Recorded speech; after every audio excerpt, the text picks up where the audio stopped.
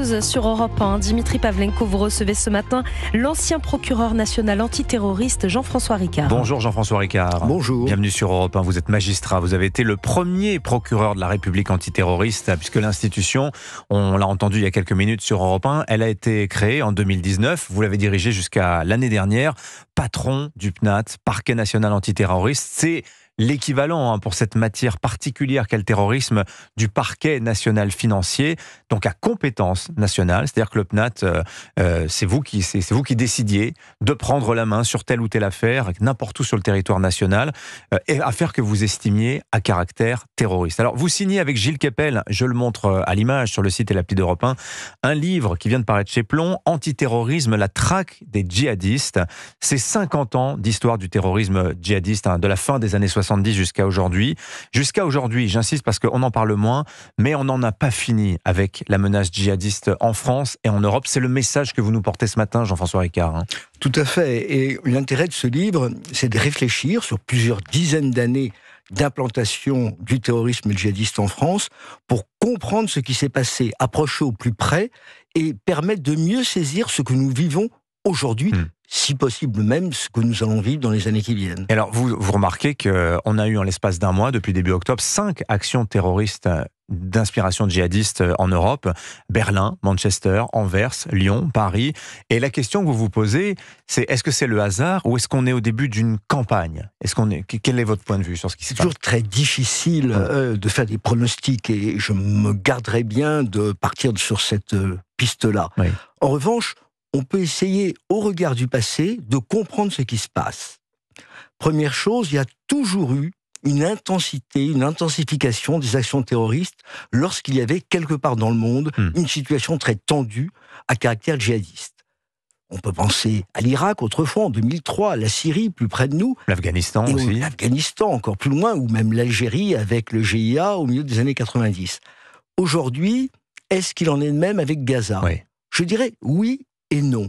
Oui, parce qu'il y a massivement une guerre extrêmement violente et qui peut servir de fondement à des jeunes musulmans pour se mobiliser. Et puis, oui, ça a été le ressort de la guerre en Syrie, notamment, des djihadistes en Syrie. Mais il y a une différence, c'est qu'il y a un caractère nationaliste dans cette activité, notamment du Hamas, ce que d'ailleurs Daesh reproche au Hamas, dans un communiqué qu'il a appris récemment. Donc, c'est à la fois un facteur de mobilisation, mais en même temps, on ne peut pas l'assimiler à ce qu'on a connu dans le passé. Oui. Alors, Daesh, Al-Qaïda, justement, parlons-en.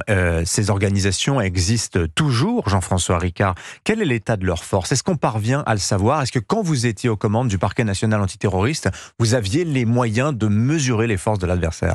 Les services de renseignement en France, notamment la DGSI, et la DGSE pour l'extérieur, ont une analyse tout à fait fine de ce qui se passe.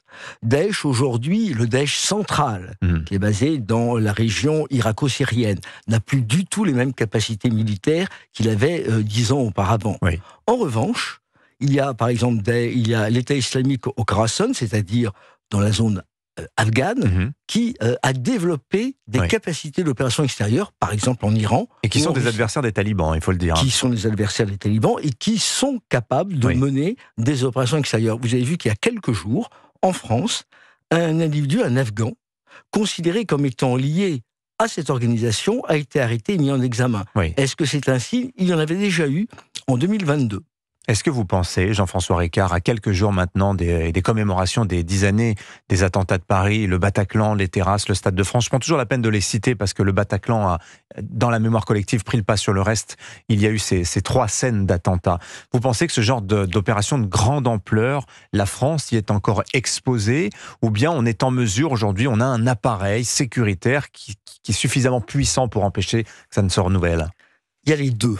Nous avons effectivement un appareil tout à fait articulé antiterroriste qui est beaucoup plus important qu'il n'était il y a une quinzaine d'années. C'est une réalité beaucoup plus efficace pour prévenir des opérations de grande ampleur. Et en même temps, il ne faut pas oublier qu'une opération comme celle-là est relativement simple dans son exécution. Il s'agit d'avoir quelques armes et des gens décidés prêts à mourir. Ce n'est pas extraordinairement sophistiqués. Et des gens décidés, il y en a pas mal dans le pays. Votre successeur au PNAT, Olivier Christin, vient de dire on a de plus en plus de gamins, parfois moins de 15 ans, qui spontanément passent à l'acte. Spontanément, je le dis parce que ce ne sont pas forcément des gens pilotés depuis l'étranger. Ils s'auto-radicalisent, ils s'auto-forment, ils trouvent tout seuls comment faire finalement et leurs objectifs. Vous avez connu ça, vous, Jean-François Ricard? Tout à fait. Il s'agit de ce qu'on a pu appeler le djihadisme d'atmosphère, c'est-à-dire des gens qui ne sont pas téléguidés. C'est la formule de Gilles Kepel, votre C'est une formule, mais que j'assume tout à fait le reprendre. Ils ne sont pas téléguidés, ils vont agir de leur propre chef à partir de mots d'ordre généraux. Ils vont se former également seuls et ils peuvent agir de manière presque individuelle, ce qui est très difficile à détecter. On parle beaucoup des sortants de prison aussi, ceux qui ont été condamnés pour terrorisme il y a quelques années. 70 par an en moyenne qui sortent de prison. Est-ce qu'on a les moyens de tous les suivre aujourd'hui, Jean-François Ricard? C'est véritablement une des plus grandes difficultés auxquelles il faut faire face. Il y a le suivi judiciaire, le suivi administratif, le suivi en renseignement. Je dois le dire, en matière judiciaire, les textes dont nous disposons sont insuffisants. Les textes loi ou les avait moyens? été votée. Oui. Les textes. Une loi avait été votée. Le droit vous empêche de mener la mission de sécurité. Elle a été en partie invalidée, en très grande partie invalidée par le Conseil constitutionnel. Et vous le déplorez? Je le déplore profondément. Est-ce que vous pensez aussi, question un peu plus diplomatique, mais il faut faire de la diplomatie quand on est à la tête du parquet national antiterroriste, les difficultés avec l'Algérie en ce moment, est-ce que vous pensez que ça entrave la lutte antiterroriste? Alors je vais vous répondre très franchement, oui. Les services de renseignement ont besoin d'une fluidité dans les échanges dans ce qu'on appelle la communauté du renseignement. Et des crispations entre différents pays, et notamment des deux bords de la Méditerranée, peuvent avoir des conséquences dans la fluidité de ces échanges. Merci beaucoup Jean-François Ricard d'être venu nous parler ce matin, et je renvoie vers votre ouvrage coécrit avec Gilles Kepel, donc Antiterrorisme, la traque des djihadistes. Alors la couverture est extrêmement percutante, vous ne pouvez pas le manquer en librairie, c'est pareil chez Plomb. Bonne journée à vous, merci à vous. Il est 7h19 sur